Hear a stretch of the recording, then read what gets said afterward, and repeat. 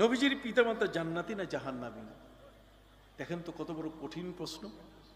নবীজি আমাদের কলিজার, তার মা বাবাকে কেমনে জাহান্নামে বলি? জাহান্নামী বলার ভাষা আমাদের কাছে কি?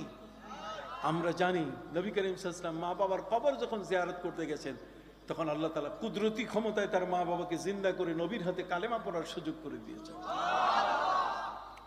তাছাড়া আল্লাহ পাক রব্বুল আলামিন বলেছেন, ওয়ামা কান আল্লাহু, আল্লাহ পাক রব্বুল আলামিন এমন যে মহান সত্তা, জামানায়ে ফাতরাত, এই ফাতরাতের মধ্যে জামানায়ে ফাতরাত বলতে গেলে যে কালে কখনো কোনো নবী আসেন নাই।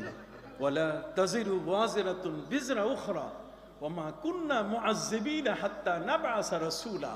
আল্লাহ বলেন যতক্ষণ পর্যন্ত রাসূল না পাঠাই ততক্ষণ পর্যন্ত আমি তাদেরকে কোনো শাস্তি দিব না। তাহলে আমার নবীজি পৃথিবীতে আসার আগেই তার মা বাবা